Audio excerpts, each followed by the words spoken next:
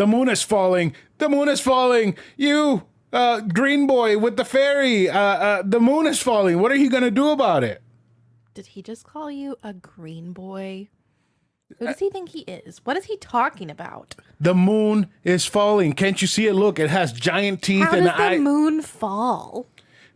Because the skull kid that you were hanging out with is pulling it down with his magic powers. That's how it's falling. I don't know what you're talking about. I do know what I'm talking. Stupid.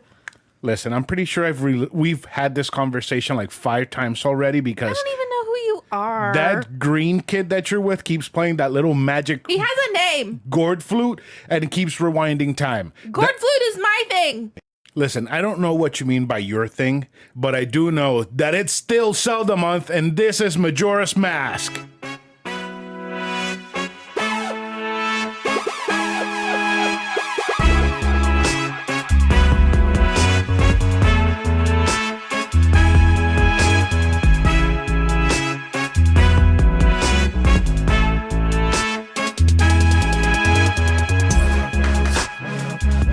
Hello, welcome to Anovelconsole, your weekly podcast where we talk about books, games, food, and stuff that caught our attention during the week. My name is Chris, and with me is my beautiful co-host and wife, Karradyne. Karradyne. What was that? I don't know. I'm trying something new. You try something new every week, and I feel like you've done low and slow for the past 5 weeks. That's because I feel low and slow. We're having a rough time. We are. Yeah, we haven't had a real weekend off in a while, have we? No, I need to sleep in, but I don't know when that's going to happen. I'm going to have to call out of work to sleep in. Then I really won't have slept in because I have to wake up early to call out. That's a good idea. I mean, that could work. Something you could try. But this is Majora's Mask, and this game... Holy shit, I didn't think it was going to be that long. Right there at the end is stretched out a lot. I thought he was going to break that DS. I did. I was really mad at one point. Break it in half, throw it out the window. Over some stupid shit. Run it over the car. Before we continue, we did receive an email from one of their listeners. His name is Burger Champ. Let me see if I can find his email. Do you know his real name? Yes, I do know his real name, but I am not going to say his real name. Well, obviously I wouldn't want you to, but like, is his name really Burger Champ? You literally refer to him as Burger Champ, even when it's just you and me talking about this person. Oh, Burger Champ has recommendations for you. Yeah, so you actually did get almost all of the books from Burger Champ that he recommended. So Burger Champ does have a question, and it says, a question from Burger Champ. Hello, fam. Since you guys are the authorities on books, games, and food, what are some of your favorite food items from books, excluding Tolkien, that's cheating, and games you would love to try in real life? From Burger Champ. I know all of yours are from Yakuza. Yes. All of it. Yes, all of the food from Yakuza. This motherfucker will literally call me into this room. Look at this. Doesn't it look so tasty? It's a piece of fucking sushi on the TV. What? I mean, Stop. Everything looks delicious in Yakuza. The ramen piled high with the pork. Oh my God. I would eat everything from Yakuza except for the shellfish because I would die. Yeah. But apart from Yakuza, I think I would love to try the Lon milk from Zelda and the potions because the potions do look like really good Kool-Aid. They don't have any of this shit in the manga. No. That's weird. Lon milk? Lon milk, awful. Yeah.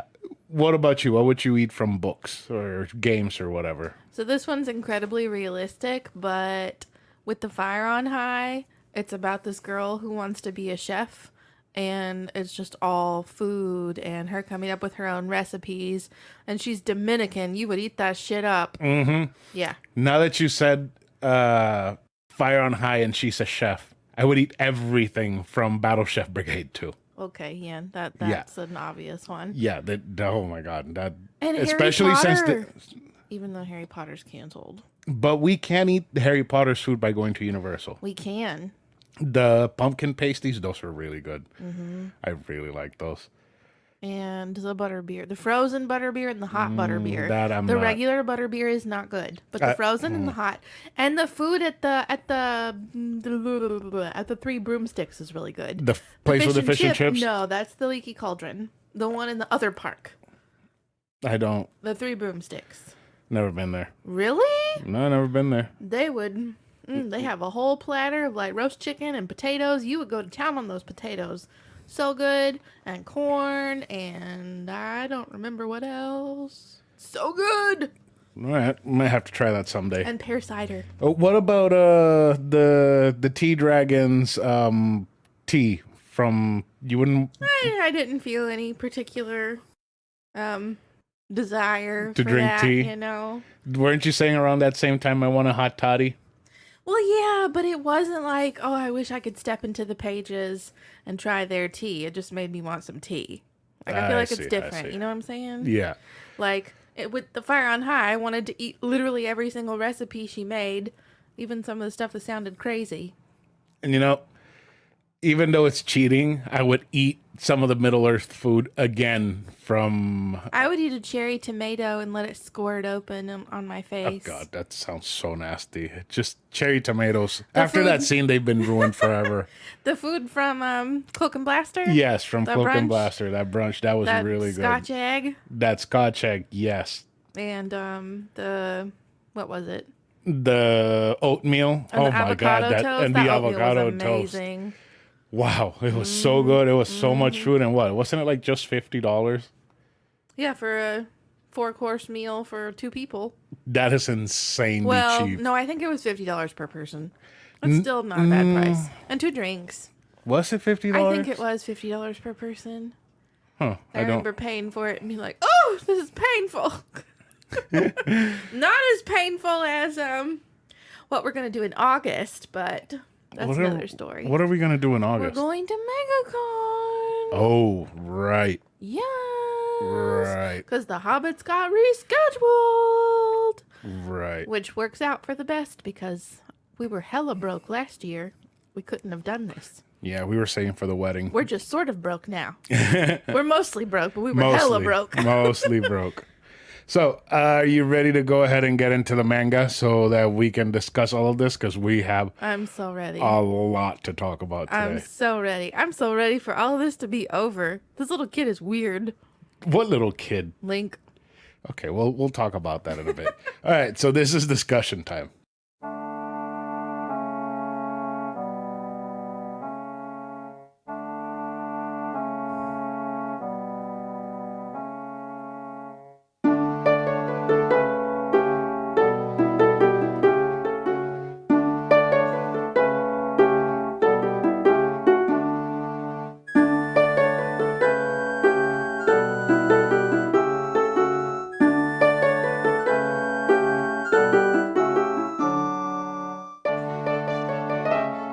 Today we'll be discussing The Legend of Zelda Majora's Mask, which serves as a direct sequel to Ocarina of Time and places into the child timeline. It is an action-adventure game developed and published by Nintendo on October 26, 2000 for the Nintendo 64. You can play the game currently on 3DS, GameCube, and Wii U. Chris played the 3DS version. Didn't you play 3DS of everything? I did. I thought so. I only played 3DS of everything. Oh dear. That poor 3DS. I think the battery's going bad. I might need to buy a new battery. Abuse. Yeah. So along with the game, we will also be discussing the Majora's Mask manga written by Akira Himekawa that was released on April 14th, 2017. It is part of the Legendary Edition short mangas based on a few Zelda games. So the story begins following Link as he tries to save the land of Termina from being destroyed by the moon while repeating the same 3 days. I would argue that it starts with the creepy mask salesman. That's Which how it then- started in the manga? Yeah. What Those happens? pages were in color. Yeah? I wish all the pages were in color. I'm sure you did. I don't like black and white. Especially with manga, it all bleeds together. Yeah. I can't differentiate an explosion from a body from an explosion.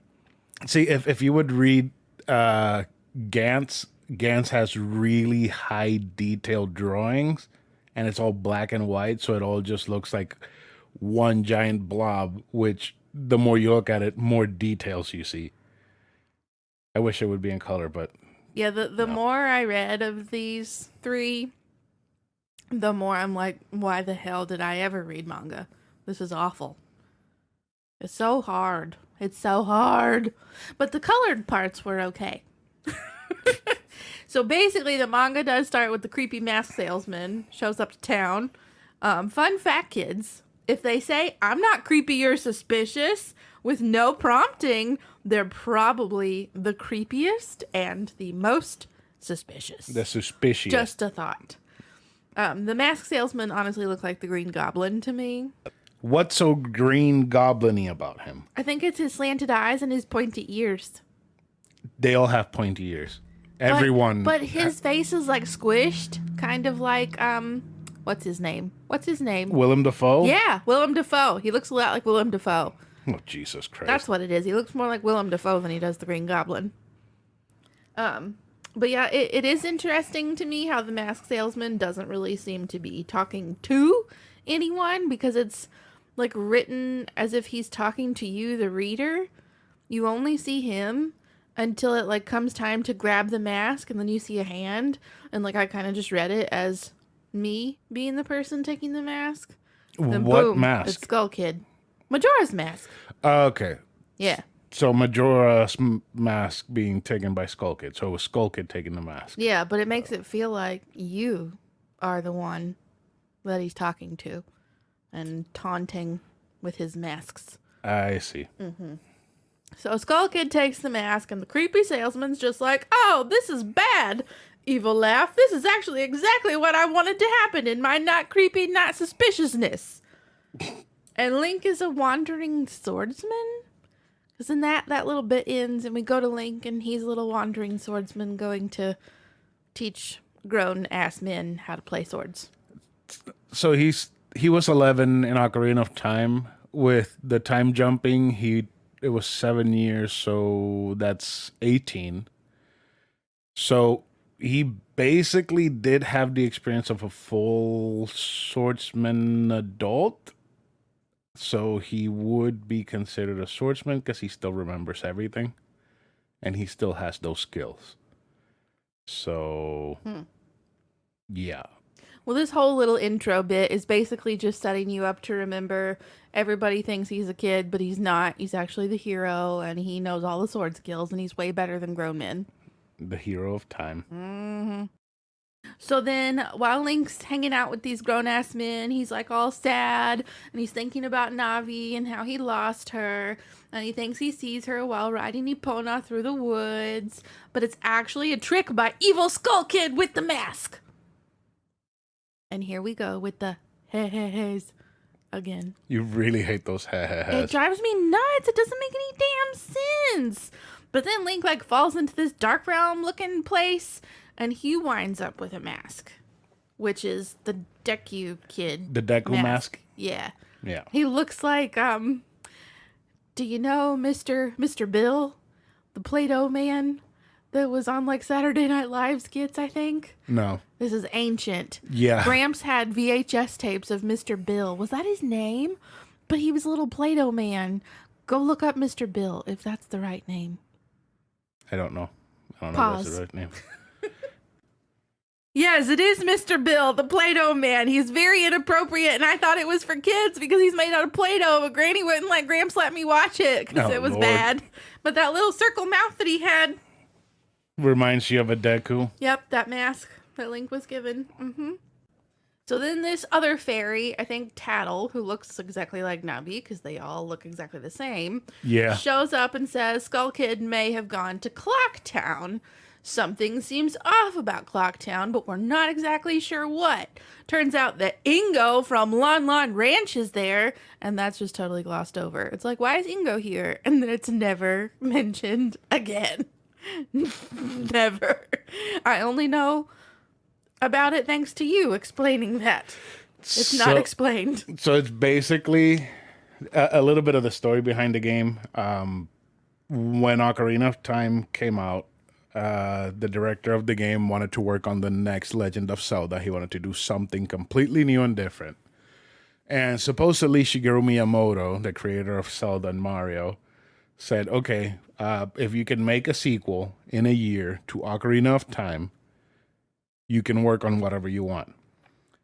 So he did Majora's Mask, but he recycled a shit ton of assets from Ocarina of Time into the game. That's why you see Ingo lookalikes. That's why you see Talon lookalikes. That's why you see all the Gorons looking the same, the Soras. Goro? Zora? Goro? Okay. I hate that. I'm going to say every sentence and follow up with Goro. No, you should follow it with human. Human. That's good. Okay. So then Link runs into this girl who sees him as just a little kid because of his mask. Her name is Anju. I mean, technically he is a little kid even without the mask, but the Deku mask makes him look even tinier, I guess. It does. It does make him smaller. She takes him to her family inn, the Stockpot Inn. She reveals that they're in Termina, which Link just automatically knows is like another world or dimension because he knows these things. And Crazy Skull Kid thinks he's going to bring down the moon. We find this out. It's supposed to happen at the carnival in Clocktown. In 3 days. Half of the town is evacuating. Mm-hmm. But The other Anju and half her wants to family's stay. like, this isn't going to happen. It's going to be fine. Yeah. It's like the hurricanes here. Yes. Half of the state evacuates, and the rest of us are like, nah, fuckers, I'm going to ride this bitch out. Yep. I'll stay home. Yep. We are those people. Yeah, we read it out. Your parents were not happy with us being those people. Too bad for them. They didn't pay for all my video games. Oh, Lord. We're going to go down with the games. I am. I will die We'll go down with them. this ship. I will die with them. Oh, gosh. So basically, the moon does start to come down. And everyone freaks out. And time basically, like, stops and then goes back. I was a little bit confused about what happened. Link, like, plays the Song of Time on the Yes. ocarina or something. And we're going to go back in time and change the moon crashing down. Yeah. He starts repeating the same day cycle with the ocarina. My biggest takeaway from all of that, Uh-huh. that moon reminded me a lot of the Rick and Morty Get Swifty episode. Play! Show me what you got. Show me the moves. I don't think he says that. No. But I need to rewatch that. I want to listen to Get Swifty now. Do we still? We do still have the Swifty Rick and Swifty Morty. Yes, we do. Those are few of the Rick and Morty pops we actually kept. Yeah. Okay, so what happens next? So next, Link is no longer stuck in the Deku mask, but Anju doesn't remember who he is because we went back in time, so she didn't meet him.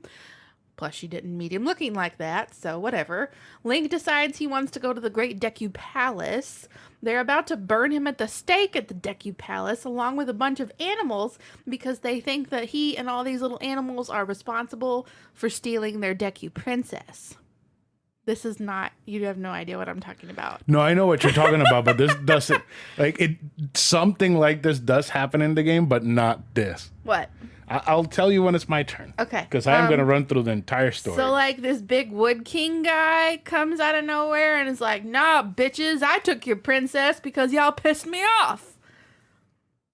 Adolwa? Yeah, that thing. But he has, like, the little Deku princess in this little jar thing, and they let her out. Everyone's thrilled. Turns out that Link looks a lot like her fiance when he's in his Deku mask, and she has him put it back on so that she can look at him longingly. What? It's a little bit awkward. Oh, Looking at God. these little wood children that look like Mr. Bill, looking at each other with love in their eyes. So yeah, then we go to the mountain and we see the Goron.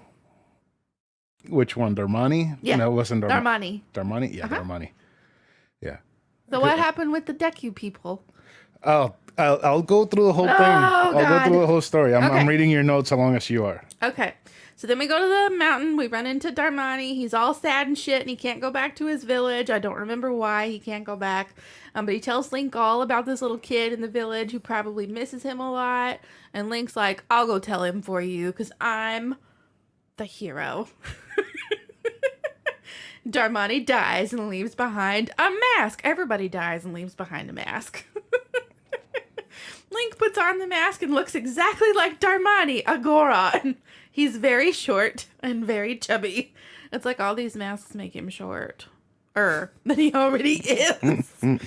So he goes to the village. They all think he's Darmani. And he's like, oh my god, they think I look like Darmani. And Tattle's like, no shit, you look exactly like Darmani. But he cheers up the kid who's been missing Darmani. This kid's like been sitting in a corner in the village crying this whole time that Darmani's been gone. Link tells the kid that he's got to be a strong leader because Darmani isn't coming back. And kid's like, okay, cool. And Link's like, oh, that was easy. Because everything's easy for Link. Yeah, literally he's everything. the hero. He is the hero.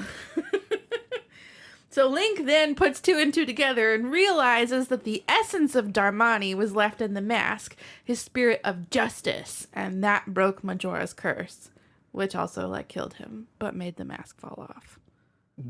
What? What the fuck are you talking about? What? You don't know what I'm talking about? No. Okay. You make me feel like I misinterpreted everything I read. No, this is fucking crazy. None of this makes sense. He's like, oh, Darmani has a strong spirit of justice. That broke the curse. That was keeping the mask on his face. On whose face? Darmani's face. I hate this. Let's keep going. Okay. So I think this next bit is the weirdest fucking thing that I've seen thus far on my Zelda journey. I would like everyone to please remember that I had never had any Zelda exposure before this. Nothing. Okay. So Link sees a pirate ship and he sees someone fall from it. He runs to the rescue, and it's one of the Zora, the mushroom-looking amphibian fish people things. Their heads look like mushrooms, okay? But it's not just any Zora. This Zora is a member of a fucking rock band called Indiegogo's.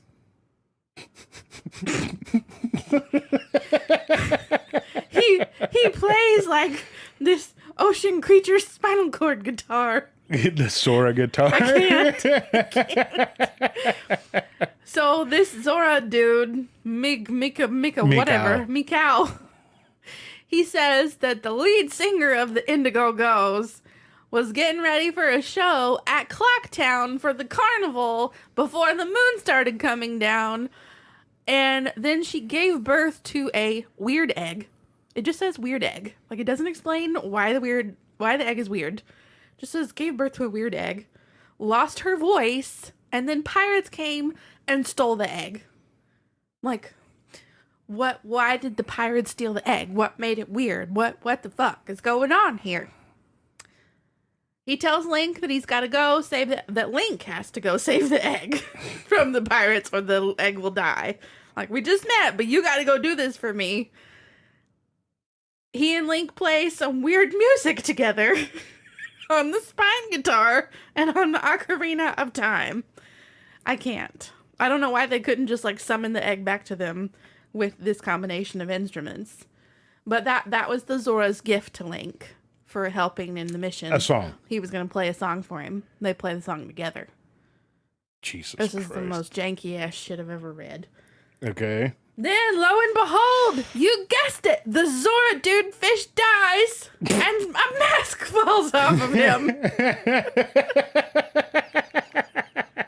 Why must these things be so repetitive and so fucking predictable? I wonder if when Luna dies, a mask is gonna fall out of her. Poor Luna, a little Ewok mask will fall off of her And you put it on and and reveal a gremlin. you become half Luna when you put on the mask. That means I'll be real stupid. It'll be real half stupid. And I'll only want to eat pepperoni pizza. Oh, God. Okay. So, Link puts on the mask, becomes Mikau, basically, and goes after the fucking pirate ship. Link takes down the pirates in, like, 0.2 seconds. They're sitting there, like, discussing that the egg is the key to finding out what's wrong with the fog that's over the bay. That never gets elaborated on either.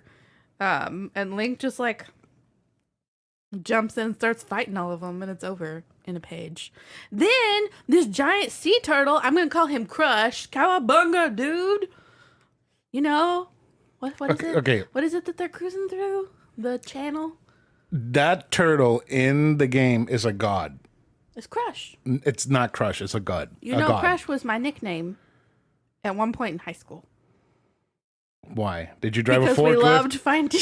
Did you drive a forklift That's through, Crash, not Crush. through a roll-up door? She doesn't even listen to this podcast. Nobody's going to understand what the fuck we're saying right now. Nick will. Oh, God, that's true. That's true. So, yeah, the giant sea turtle shows up and whisks Link away from the ship. And Link has to fight a giant masked fish underwater. It looked a lot like the fish you ate at Grills. That is Georg. Oh, so this all just seemed really, really ridiculous to me. But I did notice that the pirate you showed me while you were playing the game, the pirate in this manga did look exactly like that pirate, except black and white. So there's some consistency at least. Those pirates, those are all, character models that they recycled from the Gerudo from Ocarina of Time. Look at them! They're so original. So original. I tell you, they pumped out this game in a year. This is some golden material. It's impressive what they did. Golden. Okay. So, Link then defeats a final monster to unleash the final giant that he needs to come hold up the moon. There are 4 giants that protect Clocktown, and they've been trying to get them to come help hold up the moon. He goes back to Clocktown, which is evacuated, minus Anju's family. They're like the only family still there, who's in the process of at least evacuating. But the thing that drops off the note to Anju, there's like this little Pikachu-looking thing that shows up at the inn that Link sees as he's walking up to the inn. The Keaton? The Keaton? Yeah, the Keaton mask. The Wearing... Pikachu mask. Jesus Christ. It looks like Pikachu! Even in black and white, it looks like Pikachu. I know you told me it was yellow, but I thought it looked like Pikachu even before I knew that. Anyway, I knew for a fucking fact that it was Cafe. Caffey. Cafe. Caffey. And what a shocker, it was Cafe! Caffey. Okay, so the moon is legit falling again. Anju and Cafe reunite, even though Cafe is a little boy, because Cafe has been cursed by Skull Kid and is no longer a marriageable age young man. He's a little boy, like Link. Maybe even younger than Link. Yeah. So the giants finally all show up. They're holding up the moon. Yay! Happy ending. But we find out that all of this is over the giants having been Skull Kid's only friends, and they left him without saying goodbye. And then he found a mask that made whatever he wanted to happen, happen. So Skull Kid's like, oh, I've caused all these problems. He takes off the mask, but it turns out that the mask is the real troublemaker. So Link has to turn into like super fucking Link and go into the moon to fight the mask. Then the crazy Green Goblin dude shows up and grabs it, and all is well. And that's it. Yeah, basically. That's it. That's the end of the story. Link sees that poor Skull Kid and everyone else were just being manipulated by the mask, and it's like, oh, lesson learned in manipulation. Ta-da! It's like an episode of Full House, where the dads sit down the girls at the end of every episode, like, what did we learn? This every fucking episode. Everyone. So some of the things there at the end, they did kind of flesh them out a little bit more than they did in the game. In the game, they did say that the imp was friends with the giants. The imp.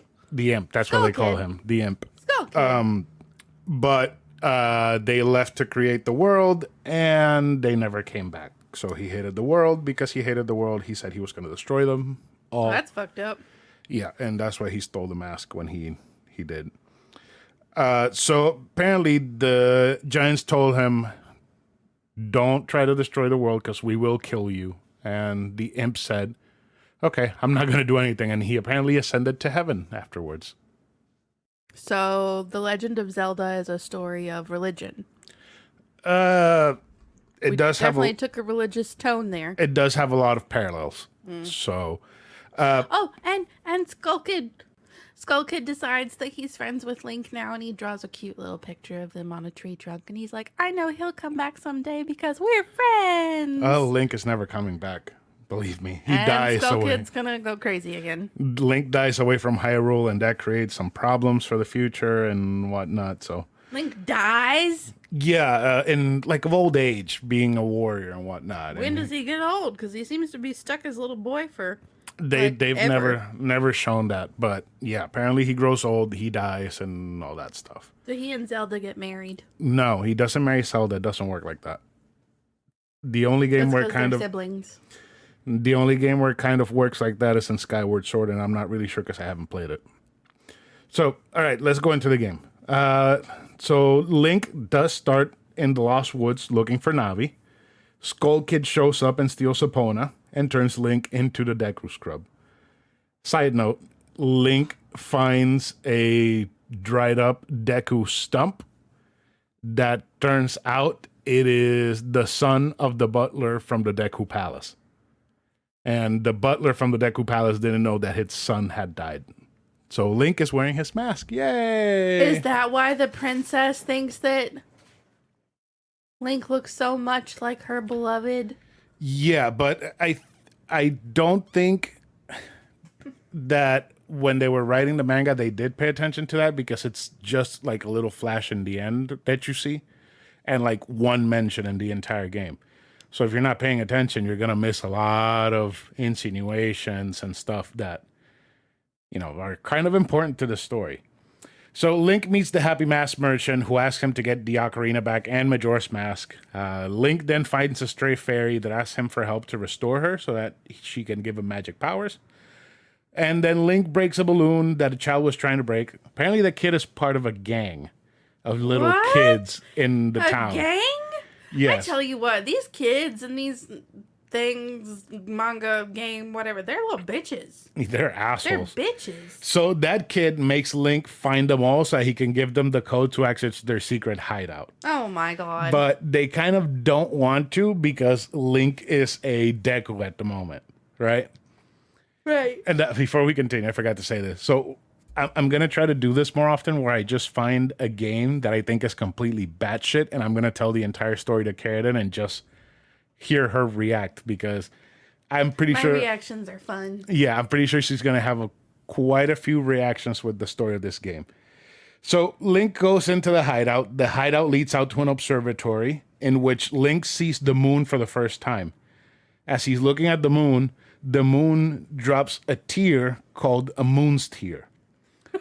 Which Link So original. which Link uses to trade for a flower launch pad deed that he can use to access the clock in Clock Town. What? Yeah, so it's a Deku Scrub that has a business, and he has a deed for the flower that he uses as his business. A flower launch pad. Yeah, it's What a flower on the do you do with a floor. flower launch pad? It's a flower on the floor, and if you're a Deku, you can dig in and then fly out.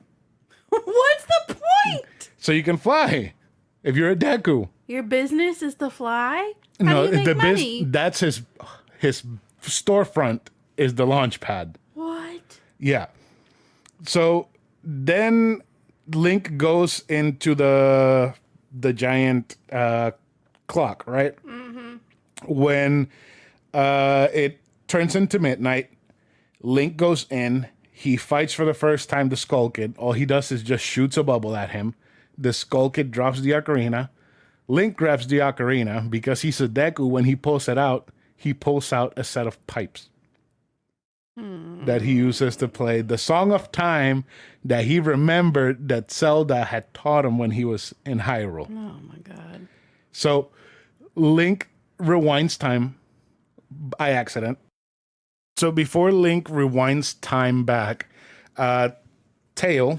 Tattle's brother, tells them, you got to go to the swamp, to the mountain, the canyon, and the ocean, and bring those who live there into town. So he plays the song, goes back, appears right in front of the Happy Mask salesman, and he teaches him the song of cleansing. He pulls out a giant organ underneath the clock tower, which leads to a sewage area. And he somehow manages to pull out a giant organ and teaches him this song that helps Link's Deku masks fall off. What? It cleansed his soul and it fell off. No, that's not how that happens. Yeah. I don't think. So then Link embarks on a journey to the swamp to find out who lives in the swamp. On the way to the swamp, Tattle finds a drawing carved into a tree that Skull Kid did from before he was taken over by Majora. The Skull Kid stole the mask from the Happy Mask merchant. And it is kind of implied that Skull Kid beat the shit out of him before, or something hit him and was knocked out and he stole it that way. The mask salesman? Yeah. Shit, the manga made it sound like the mask salesman was trying to get him to take it. So then Link saves one of the witches from the previous game. Again, reused assets. And the witch lets Link ride her boat to the Deku Palace, where he finds out that a monkey is going to be executed. Monkeys! And his brother wants you to save the monkey, right? I think so, yeah. So Link makes his way to where the monkey is, and the monkey says that he's friends with the Deku princess, and she got kidnapped by the monster in the swamp temple. The monkey teaches Link the song to open the door to get into the temple, so that he can go save the princess and bring her back before they can kill the monkey. I can't. So the Deku King is a dick because he does not want to hear anything that the monkey... He just wants to kill everybody. Yeah. Yeah. Yeah. I want my princess back. So Link goes to the temple. He finds out that the Great Fairy in the swamp has been broken up into 15 pieces and they have been hidden throughout the swamp temple. Link finds the fairies, he kills Odolwa, who's the first boss, and frees the Giant of the Swamp. The Giant of the Swamp teaches Link the song that will summon the 4 giants that will stop the moon from crashing into the planet. There ain't none of this song teaching. There's a lot of musical stuff. So, in killing Odolwa, the swamp that was all over the poison that was all over the swamp gets cleaned out. Tattle apologizes to Link for stealing Epona at the beginning of the game, along with putting him through such a difficult time. They immediately notice that somebody's standing behind them, hiding under a tree, and find out that it's the Deku Princess. So Link puts her in a bottle, takes her back to the king.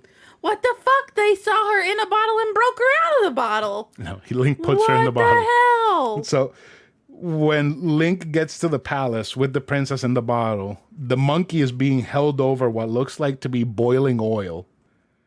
And if you talk to the monkey, they dip him in the oil. Poor monkey.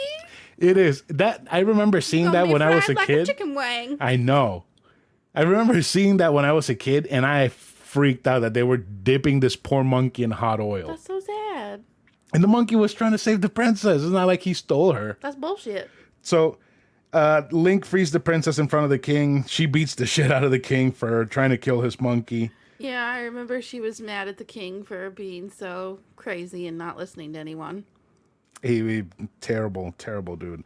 So Link returns the Great Fairy's parts to her in the fountain, which form the Great Fairy of Wisdom, who gives Link extra magic power. So the princess says that the butler has a gift for him for rescuing her. And you go to where the butler is, and the butler says, oh, if you want the gift, you have to raise me and keep up with me. So when you raise him and you get to where he's going, after he throws all these fucking traps in your way so that you can't, keep up with him, he gives you a mask and says, with this pig mask, you'll be able to find secret scents. Like, what the fuck? And then he's like, oh, you remind me of my son that I used to do this with all the time. What a fucking terrible parent. Like, making your son race you and throwing fireballs and shit in front of him so that he won't follow you? That is terrible parenting. Would you do that? I mean, You would set Luna on fire. No, I wouldn't set her on fire, but play around with her a little bit. Rough house. Mm-hmm. No. So that's what I said earlier, that his son is the dried up Deku stump that you find at the beginning of the game, which turns out is the mask that was given to Link. But so many damn masks. yeah, it's Majora's Mask. And I actually want to get... But that makes me think that it should only be that mask, not a million masks. It's 24 masks. Stupid. 24 masks, 25th stupid. with Majora's. Stupid. I want to get all of them and put them on the wall.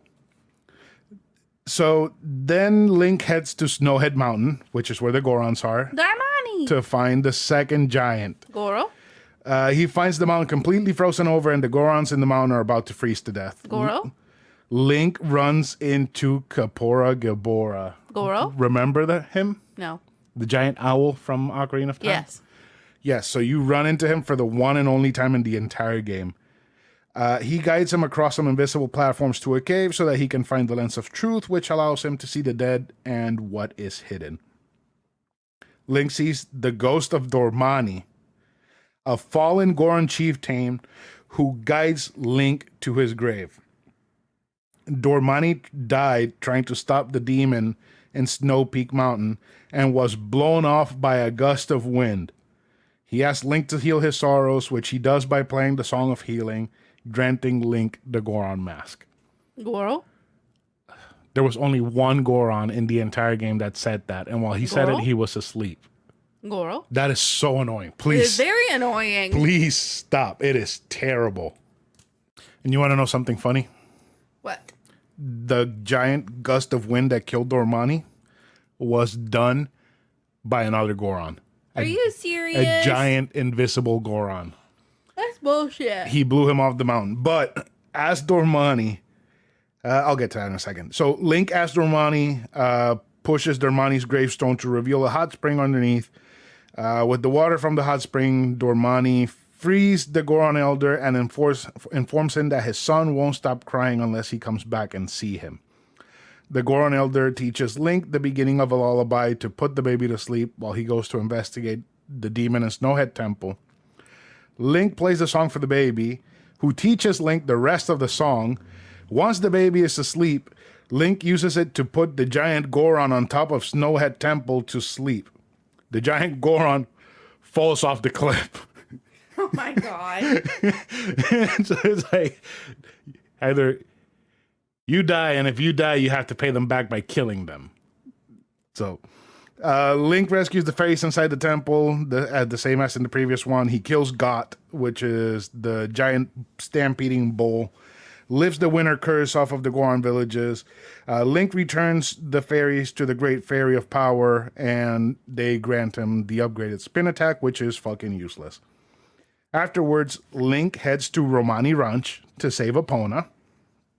After helping Romani fight off invading aliens, Link heads towards the coast to find the next giant. Shit, if I remember correctly, Link doesn't get Epona back until the very end. Yeah, at this point, this is like, you only have 2 more dungeons left, but I don't know. So there's some of the pacing is just weird in this game. There's no Link making the connection about, like, Darmani's strong will of spirit and how he's able to fight the curse. No, Darmani's got these hands, and the demon in Giant Snow Peaks Mountain caught those hands, and that's how he freed the land of whatever. There's no strong will. So the manga is a lot more full of shit. Deep. So here's where one of your favorite parts comes in. Oh god. So Mikau. At the coast, he finds a half-dead Sora floating in the water. He helps the Sora come out of the water, who in turn tells Link he needs to save the Sora band's lead singer by going into the pirate fortress and recovering her eggs. Eggs? Not just one weird egg? Nope. What the fuck? So the Sora dies right in front of Link, asking him to cleanse his soul. His soul, not his hole. I can't. Once Link cleanses his soul, he gains a mask with the power of the fallen Sora. Wait, where do they play music together? He just on the spine guitar and the ocarina. While he's dying, he gets up. He plays the song by himself, telling Link everything that happened. Oh my god! And telling him, "You got to go do this while I'm playing this dumbass song." And then he dies, and Link makes a grave for him with the guitar noble. as the cross. So Link infiltrates the pirate stronghold and learns that the pirates have 4 eggs, and the other 3 are being held by an evil sea snake in Pinnacle Rock. Link rescues the eggs, heads to Pinnacle Rock, and nearby Sora tells him that there's a golden fish that will help him navigate the murky waters in the area. What? So Link goes to a local fisherman and trades him a picture of one of the pirates. What? For the golden fish. Porn. And Porn. The golden fish ends up being a seahorse. What? So it's funny because when Link gives him the picture of the pirate, the description says, "Oh, this is something that only an adult would understand." Oh my god, that's so fucked up! Yeah. What the hell? So the seahorse asks Link to save his friend from the evil sea snake, which Link does because he had to go get the remaining eggs. So afterward, Link goes to the sea lab where he drops the eggs in a tank and they hatch. And as soon as they hatch, they teach Link the new wave bossa nova. What the hell? Just hatched, and immediately from hatching, they teach him a song. That is redonkulous. So Link plays the new wave bossa nova. Oh my god, with the babies. For Lulu, not with the babies. The babies taught it to him. So he plays it for the lead singer. Of the Indigo Ghost. Yes, and she regains her voice somehow. So the bossa nova wakes up a giant turtle god. The turtle tells Link to hop on its back so that they can go to the Great Bay Temple, wherein Link can save the Great Bay from all the murky water and the violent creatures in it.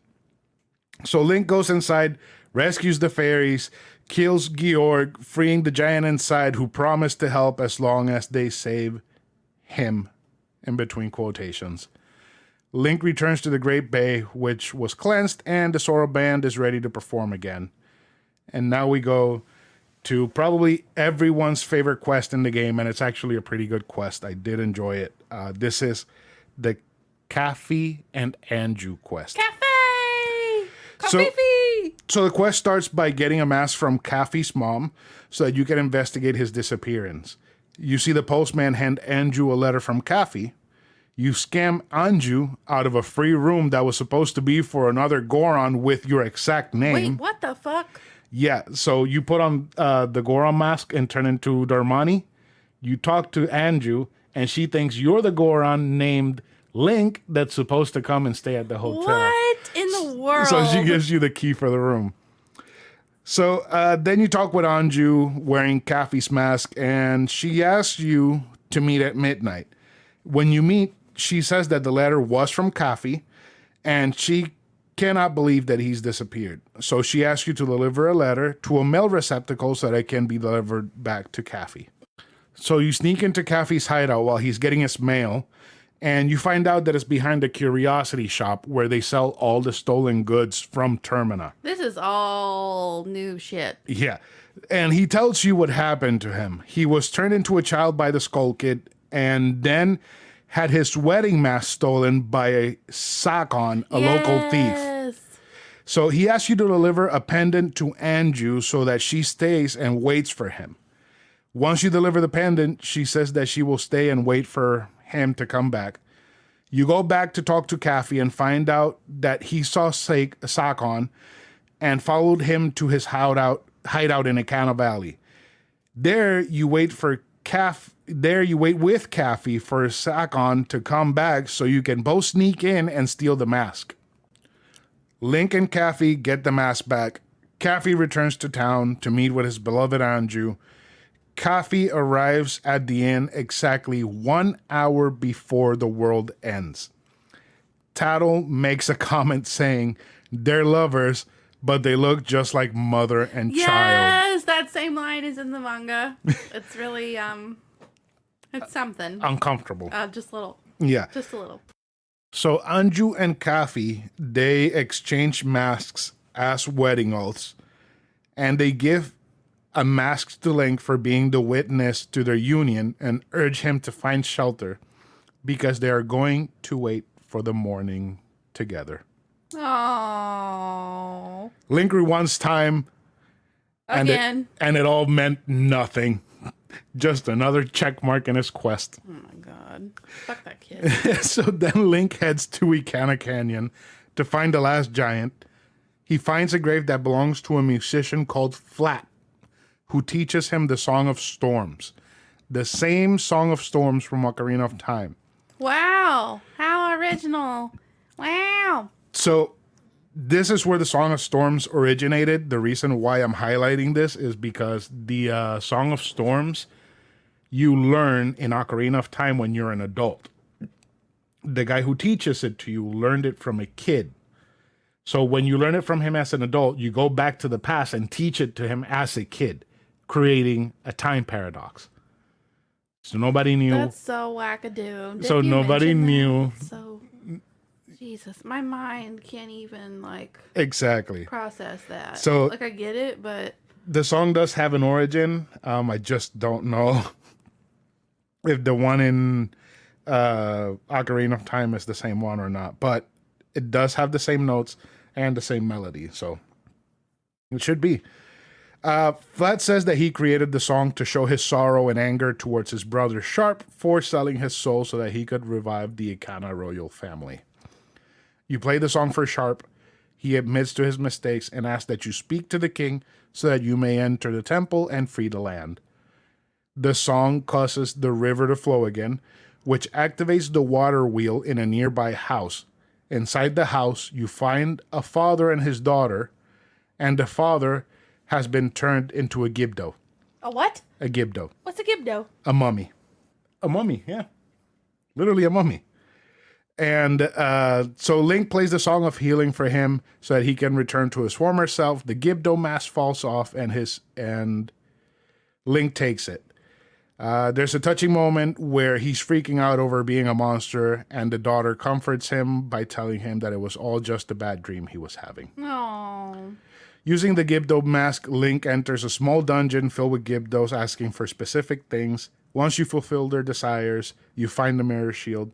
The Mirror Shield is used in Ikana Castle to clear some puzzles and fight some enemies, leading all the way to the Ikana King and his 2 lackeys.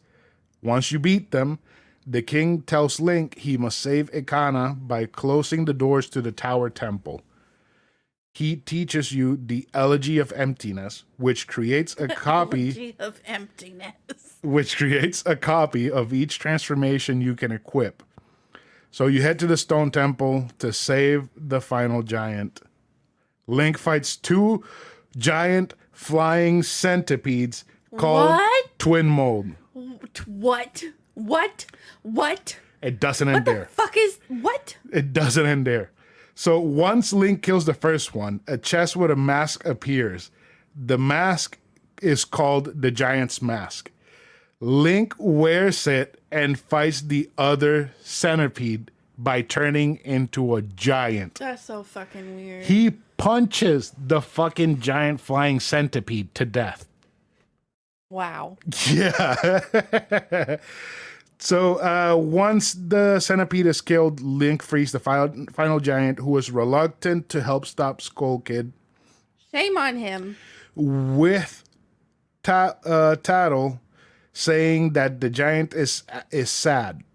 Once back in Ikana, the curse is lifted from the land. The dead don't walk among the living anymore, and Link is ready to take down Skull Kid. But before he goes, he needs to take the broken fairies to the Ikana fairy fountain to make the fairy whole again. She rewards Link with the fairy sword, which is fucking useless. Luna is mad. All right. So, final day. Stroke of midnight. Clock tower opens, and Link runs inside.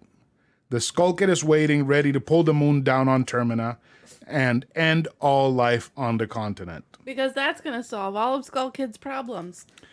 Link plays the Song of the 4 Giants, who appear outside of Clocktown and hold the moon have their up. own fucking song.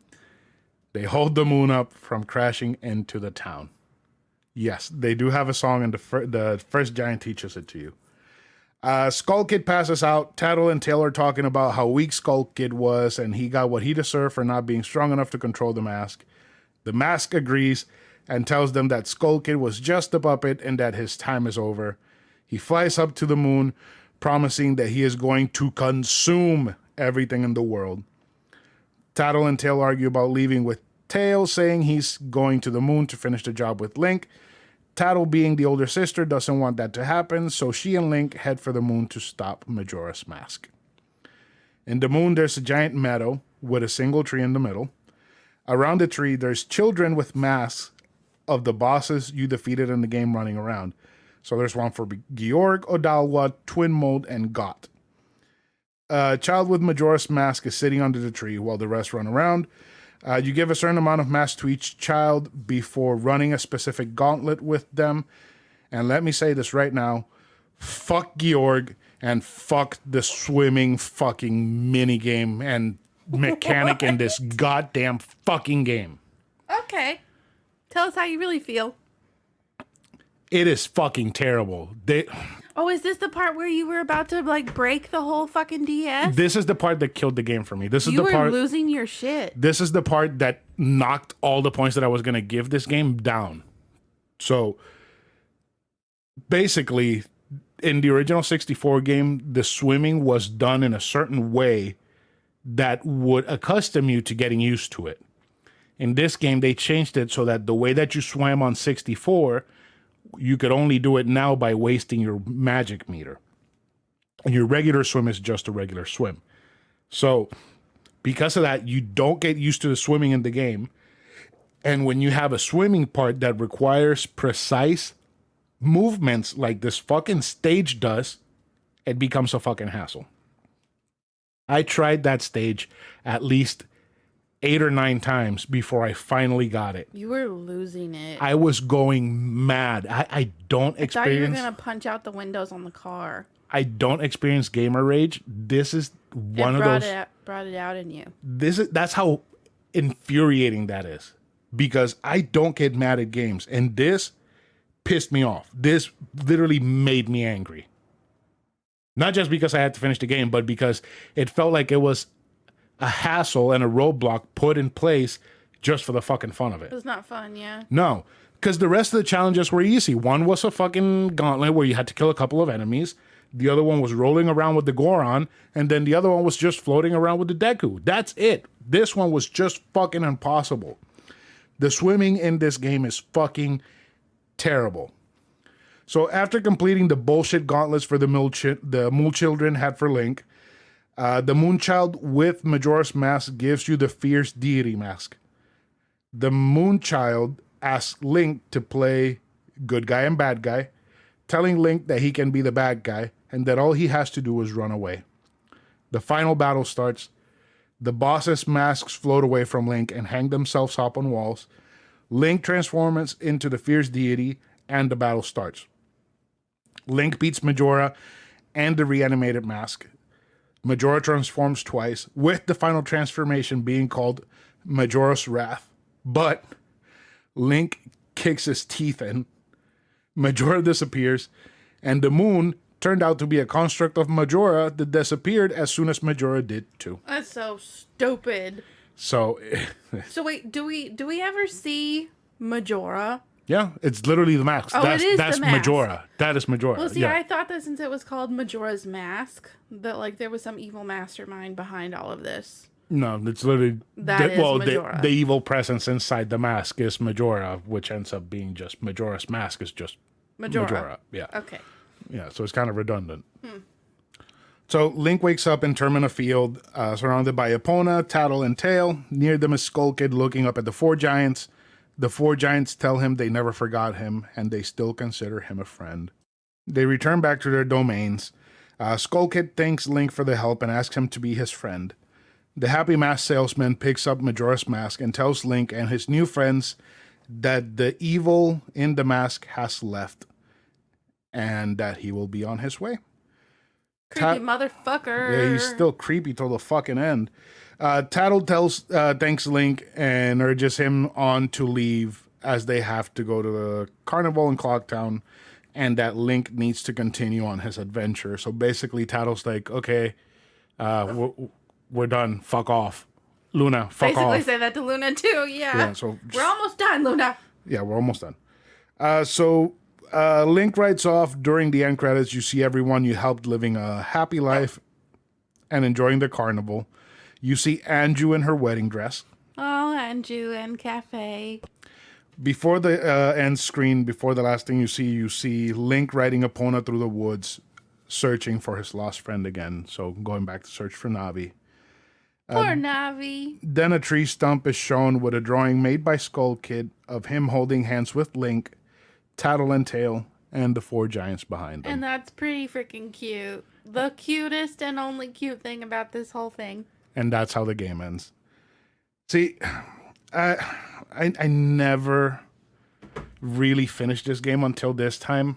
And I have to say, before that whole part with the fucking swimming, I was going to say that this is in my top 3 Zelda games ever. Not anymore. Not anymore. This is like number 4. Because How many have you played? all of them, except for this Philips CDI games. You said that one that you mentioned earlier. Oh, it's Skyward Sword, yeah. Skyward Sword. I don't count that one because that one's Wait, so kind of terrible. how many are there that you've played? Oh, shit. There's a ton.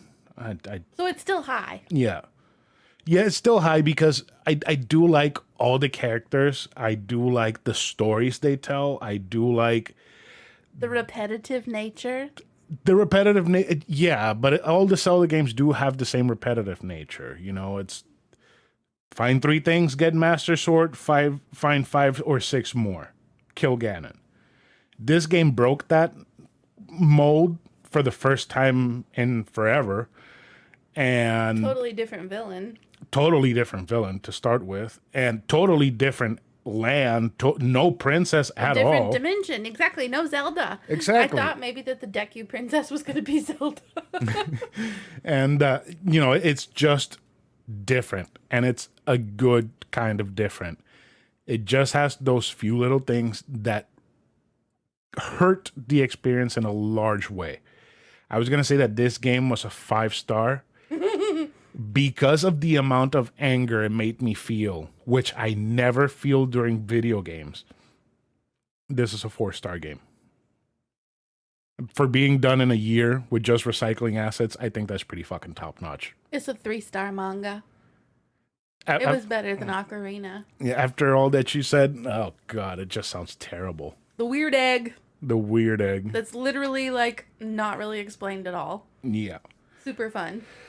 But Majora's Mask is still worth the fucking play, so just play the game if you can, because god, it's so good when it's good. When it's bad, it's terrible, but it's... Make you want to break your whatever you're playing it on console. Yeah, so another thing, like all these stories, there's no voice acting, and it deals so much with the heaviness of loss and death and the toll it takes on the people around you that it just makes you care for these characters that just immediately die after you meet them because you can see the pain around everyone else. It is just amazing storytelling. And I just simplified it as much as I could for the sake of the episode, but it is still just freaking great. It's so good. It's very repetitive storytelling. It is very repetitive storytelling. Very repetitive. But then, you know, you got the Deku. It's already dead when you get there. Dermani, it's already dead, but his ghost still hasn't found peace. And then you find Mikau is basically dead. Mikau is dying. He dies literally in front of you. So, and like that, there's just so much more. Like the whole Ikana Kingdom, I had never done that part when I played it before. And just their motivation of we are going to take over the world of the living because the Skull Kid promised us that we can. And then them noticing, oh, we can't because our time is over and we just have to leave the world to the living. We have to find our own thing. It's just, I don't know. It just rubbed me in a really good way that not a lot of games with story like this have done or can do in an easy way like this game did. Back when I played it the first time back in 2000, I hated this fucking game. It was trash. It was terrible. The 3 days gave me anxiety, and the moon was scary as shit. That moon is fucking weird. It is creepy. Yeah, I had fun. I cannot wait for next week because we have so many fun ideas planned, and it is going to be a very fun episode. I can't wait for our guests to join us because it's going to be really good. All right, so let's go ahead and get into some housekeeping and this episode because we're already at 1 hour and 5 minutes, and Oops. It is almost 10 o'clock, and I need to edit this so I can come out in time. So go sign up for our Patreon. We're giving away Hades. This is not Patreon exclusive.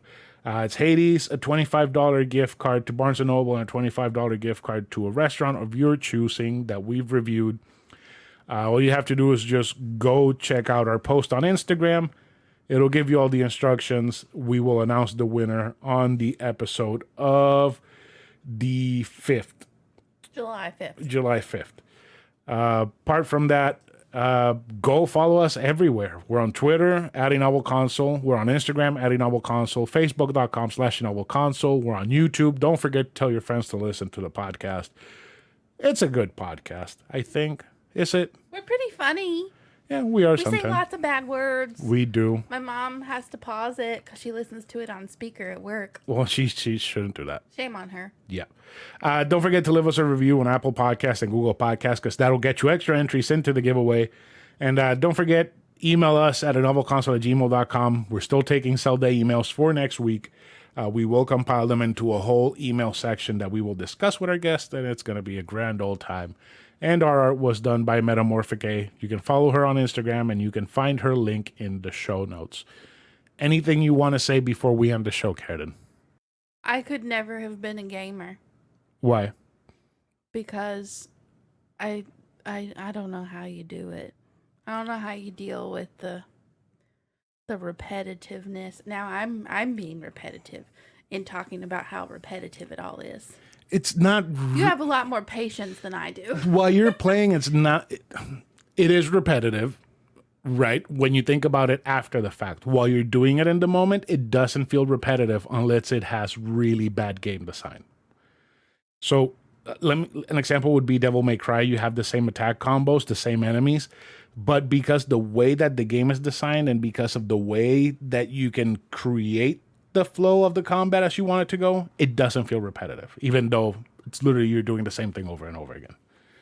So it really has to do with the game design, not just only press A to attack.